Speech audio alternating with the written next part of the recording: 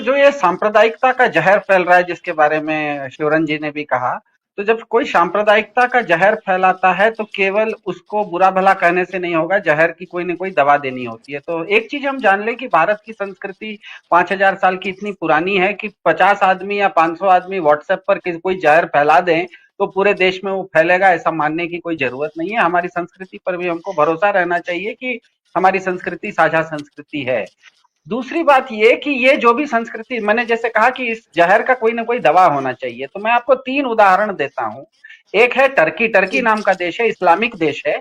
लेकिन और दूसरी हुँ। बात, हाँ, मुख्य बात यह है कि ये जो आतंकवाद होता है ये केवल भारत में नहीं होता है, दूसरे देशों पर भी, विदेशों में भी आतंकवादी हमले होते हैं, पाश्चात्य देशों पर भी होते हैं। अमेरिका में 9/11 हुआ था, दुनिया का सबसे बड़ा आतंकवादी हमला था।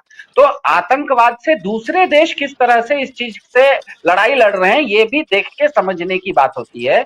मैं 3 उदाहरण दे रहा हूं। टर्की एक देश है जो कि इस्लामिक देश है, लेकिन इस्लामिक देश होते हुए भी क्योंकि वो उदार देश है, इसीलिए पाश्चात्य देशों ने उनको अपने साथ नेटो में अंग बना के रख लिया है। नेटो पूरा का पूरा यूरोप और अमेरिका की संस्था है, लेकिन टर्की ज्यादा ज्यादा भाग उसका एशिया में है, वो इस्लामिक देश है, फिर भी क्योंकि उदार इस्लाम है इसीलिए उन्होंने पाश्चात्य देशों ने टर्की को अपने साथ रखा है। दूसरा एक देश है जहां पर मक्का मदीना है, सऊदी अरब है। हमको पता है कि सऊदी अरब के सारे कानून कट्टर हैं। वो कट्टर होते हुए भी भले पाश्चात्य देशों ने उन्हें नेटो का अंग नहीं बनाया है, लेकिन उनके साथ व्यापारिक व्यवहारिक संबंध रखते हैं। इसका मतलब कट्टरता के साथ भी व्यवहारिक संबंध रखा जाता है। तीसरा एक इस्लामिक देश है अफगानिस्तान, जहां पर कि हमें पता है महिलाओं के साथ बर्बरता होती है।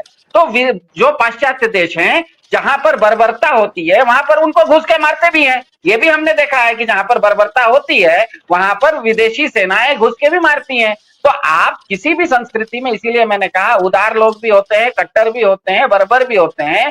आप सबको एक रंगा ना रंगने जाइएगा तो जैसे शिवरंजन जी ने कहा कि आप भले अपने देश में बहुसंख्य हो लेकिन किसी दूसरे देश में आप अल्पसंख्यक हो, तो यहां पर आप अगर बहुसंख्या के बल पर किसी अल्पसंख्यक को परेशान करोगे तो आप जहां अल्पसंख्या में हो वहां का बहुसंख्यक आपको परेशान कर सकता है। इसीलिए